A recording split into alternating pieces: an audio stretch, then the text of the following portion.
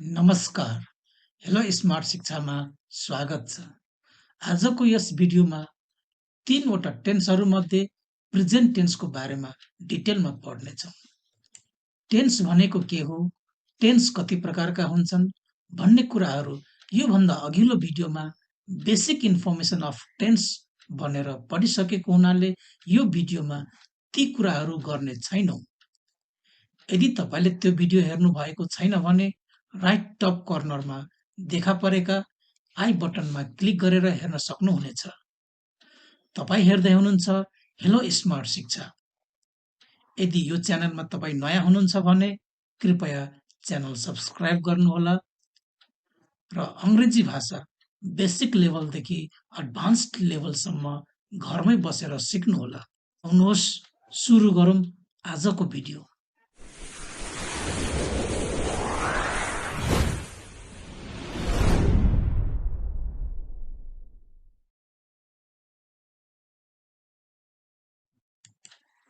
Present tense चार प्रकारका हुन्छन्। त्यसमध्ये पहिलो simple present tense. Simple present टेन्सको structure subject plus V1 V5 plus object हुन्छ। नोटमा मैले यहाँ लेखिदिएको छु। V1 जहिले पनि प्लुरल सब्जेक्टसँग प्रयोग हुन्छ। आई, वी, यु, दे इटिसीहरूसित प्रयोग हुन्छ। भनेको मतलब V1 चाहिँ प्लुरल भर्ब भएको हुनाले प्लुरल सब्जेक्टसँग प्रयोग हुन्छ। V5 सिंगुलर भर्ब हो, त्यसैले सिंगुलर सब्जेक्टहरूसित प्रयोग हुन्छ। सिंगुलर सब्जेक्टहरूमा ही, सी, इट आदि सिंगुलर सब्जेक्टहरूसित प्रयोग हुन्छ। र V5 मा जहिले पनि यस वा इएस लागेको हुन्छ।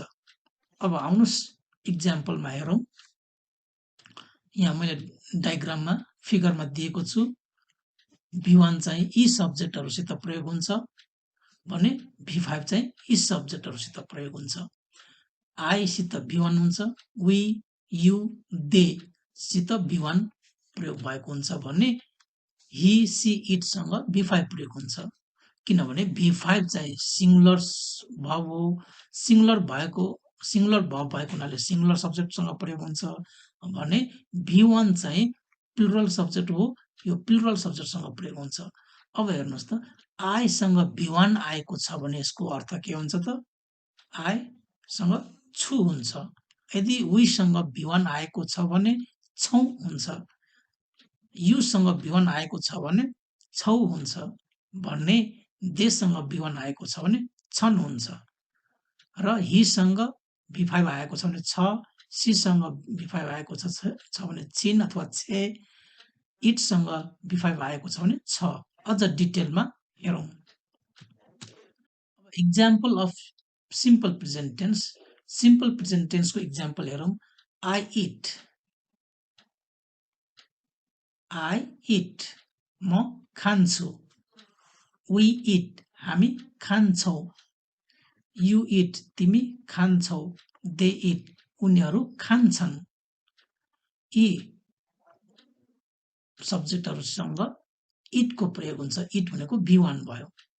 त्यस्तै अब ही इट्स, ऊ खान्छ। सी इट्स, उनी खान्छन्। इट इट्स, यो खान्छ। अब इट्स भनेको V5 हो। यसरी हामीले एउटा भर्बलाई विभिन्न सब्जेक्टसँग प्रयोग गरेर विभिन्न सेन्टेन्सहरू बनाउन सक्छौँ। माथिका जस्तै वाक्यहरू आफैले बनाउन अभ्यास गर्नुहोला। यी हामीले यस्तै प्रकारका सेन्टेन्सहरू हामीले आफैले अभ्यास गर्न सक्छौँ। यहाँ इटको ठाउँमा V1 मा रहेका V1 मा रहेका भर्बहरू ल्याएर हामी आईसँग, वीसँग, युसँग, देसँग जोड्न सक्छौँ। त्यस्तै V5 मा रहेका भर्बहरूलाई हामीले ल्याएर हीसँग, सीसँग, इटसँग जोड्न सक्छौँ र सेन्टेन्सहरू बनाउन सक्छौँ। त्यस्तै बी नम्बरमा रहेको छ present continuous tense. Present continuous टेन्समा subject plus is or am or are plus V four plus object हुन्छ। अब इज एम आरको प्रयोग कस्तो सब्जेक्टहरूसँग हुन्छ त्यो हेरौँ। र यसको अर्थ के हुन्छ नेपालीमा त्यो पनि हेरौँ।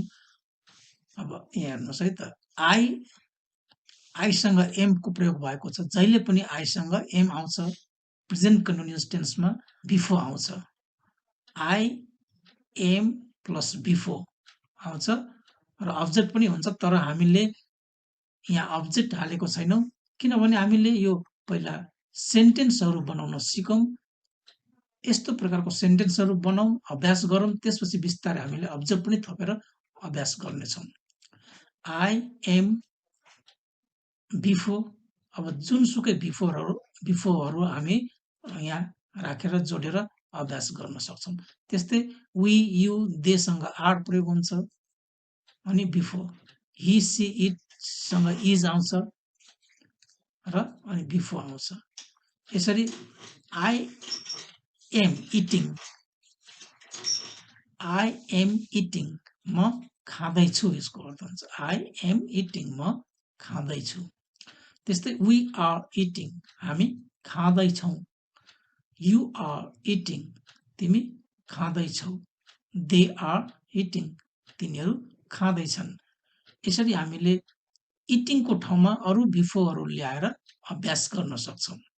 त्यस्तै ही इज इटिङ, ऊ खाँदैछ। सी इज इटिङ, उनी खाँदैछिन्। इट इज इटिङ, यो खाँदैछ। यसरी प्रेजेन्ट कन्टिन्युअस टेन्ससँग सम्बन्धित हामी सेन्टेन्सहरू बनाउन सक्छौँ र अभ्यास गर्न सक्छौँ। त्यस्तै प्रेजेन्ट पर्फेक्ट टेन्समा छ subject plus has or have plus बी3 प्लस अब्जेक्ट। यसमा अब ह्याज सिङ्गुलर भर्ब भएको हुनाले सिङ्गुलर सब्जेक्टसँग हुन्छ भने ह्याभ चाहिँ प्लुरल भर्ब भएको हुनाले प्लुरल सब्जेक्टसँग प्रयोग हुन्छ। जस्तै यहाँ मैले दिएको छु, ह्याज सिङ्गुलर भर्ब हो, यसको प्रयोग singular subject he she it र ह्याभ प्लुरल भर्ब हो, यसको प्रयोग plural subject I we you they etc सित हुन्छ। यहाँ यही कुरा मैले यहाँ फिगरमा दिएको छु। आई वी यु दे सित ह्याभ प्लस बी3 प्रयोग हुन्छ भने हि सी इट सँग ह्याजको प्रयोग हुन्छ अनि बी3 हुन्छ। अब यसको हामीले इक्जाम्पल हेर्छौँ र नेपाली यसको अर्थ के हो त त्यो हेर्छौँ। Example of present perfect tense, जस्तै आई हेभ इटन, म खाएको छु। आई हेभ इटन, म खाएको छु। वी हेभ इटन, हामी खाएका छौँ। यु हेभ इटन, तिमी खाएको छौ। दे हेभ इटन, उनीहरू खाएका छन्। हुन्छ भने हीसँग के हुन्छ त ह्याज प्रयोग हुन्छ, सीसँग ह्याज प्रयोग हुन्छ, इटसँग ह्याज प्रयोग हुन्छ। ही हेज इटन, ऊ खाएको छ। सी हेज इटन, उनी खाएकी छिन्। इट हेज इटन, यो खाएको छ। यसरी हामीले सेन्टेन्सहरू बनाउन सक्छौँ। पर्फेक्ट कन्टिन्युअस टेन्सको स्ट्रक्चर हुन्छ subject plus has been, have been plus V four plus object. अब ह्याजको प्रयोग अघि नै हामीले छलफल गरिसक्यौँ। ह्याजको प्रयोग सिङ्गुलर सब्जेक्टसँग हुन्छ, ह्याभको प्रयोग प्लुरल सब्जेक्टसँग हुन्छ। त्यसैले मैले यहाँ चाहिँ त्यो फिगर बनाएको छुइनँ, इक्जाम्पल मात्र लेखिदिएको छु। आई हेभ बिन इटिङ, म खाइ नै रहेको छु। नेपालीमा म खाइ नै रहेको छु भन्दाखेरि इङ्ग्लिसमा के भन्नुपर्ने हुन्छ, आई हेभ बिन इटिङ। हामी खाइ नै रहेका छौँ भन्नको लागि वी हेभ बिन इटिङ, तिमी खाइ नै रहेको छौ। यु हेभ बिन इटिङ, उनीहरू खाइ नै रहेका छन्।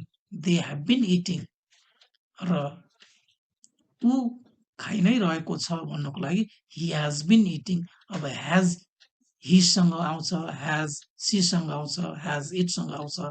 यसको छलफल हामीले गरि नै सकेको छौँ। त्यसै कारणले गर्दाखेरि यहाँ हामीले ही हेज बिन इटिङ भन्दाखेरि ऊ खाइ नै रहेको छ भन्ने अर्थ हुन्छ।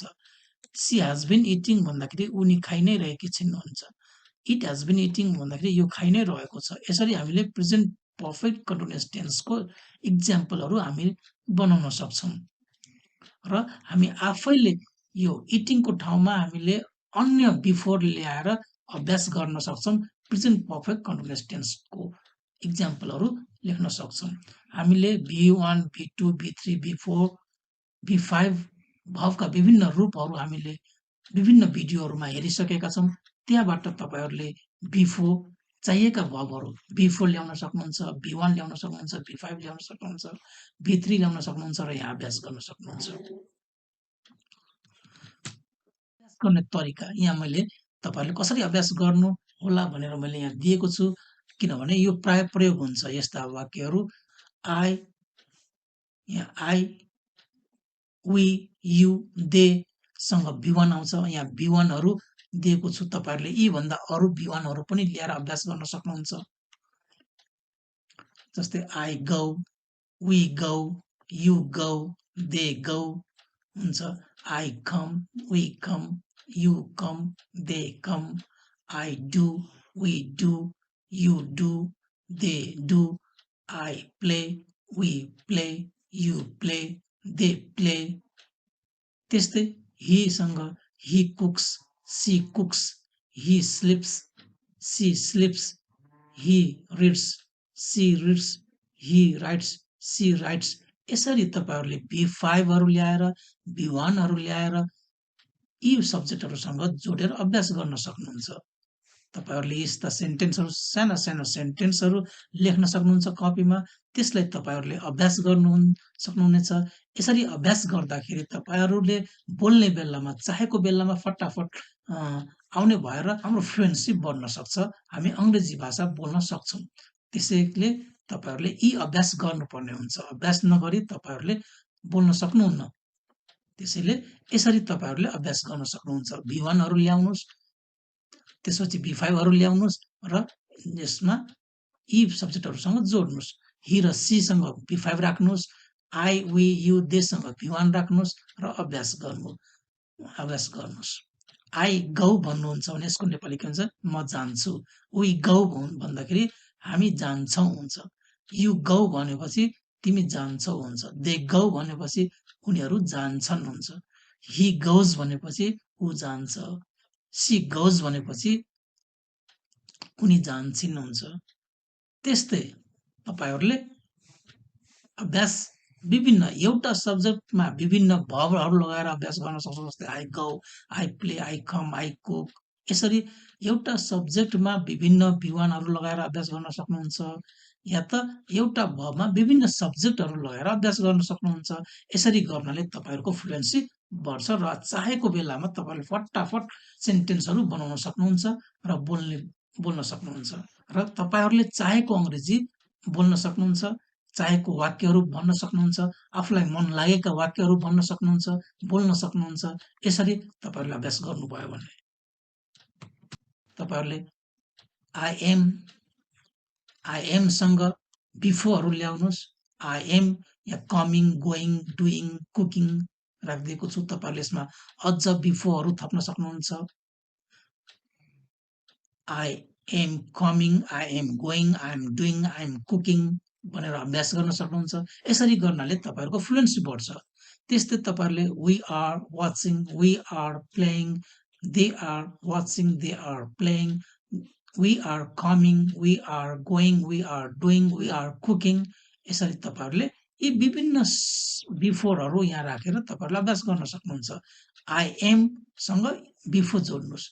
वी, यु, दे सँग आर राख्नुहोस् र अनि B4 जोड्नुहोस्। त्यसपछि ही र सी सँग तपाईँले इज राख्नुहोस् र त्यसमा B4 जोड्नुहोस्। यसरी गर्नाले तपाईँहरूले यस्ता प्रकारका सेन्टेन्सहरू बनाउन सक्नुहुन्छ। I am coming, we are coming, you are coming. त्यस्तै अर्को सेन्टेन्स बनाउनुहोस् तपाईँ आफैले। यसको अर्थ के हुन्छ? आई एम कमिङ भन्दाखेरि हुन्छ म आउँदैछु। वी आर कमिङ हामी आउँदैछौँ। यु आर कमिङ तिमी आउँदैछौ हुन्छ। त्यस्तै तपाईँहरूले विभिन्न सब्जेक्टहरूसँग एउटा भर्ब राखेर अभ्यास गर्नुहोस्, या त त्यो गरिसकेपछि एउटै सब्जेक्टमा विभिन्न भर्बहरू राखेर अभ्यास गर्न सक्नुहुन्छ। जस्तै I am going, I am coming, I am doing, I am cooking, I am playing. यस्ता प्रकारका सेन्टेन्सहरू बनाउन सक्नुहुन्छ। यसबाट तपाईँहरूको फ्लुएन्सी बढ्नुको साथै चाहेको बेलामा फटाफट हामीले आफ्ना इच्छा अनुसार अङ्ग्रेजी भाषा बोल्न सक्छौँ।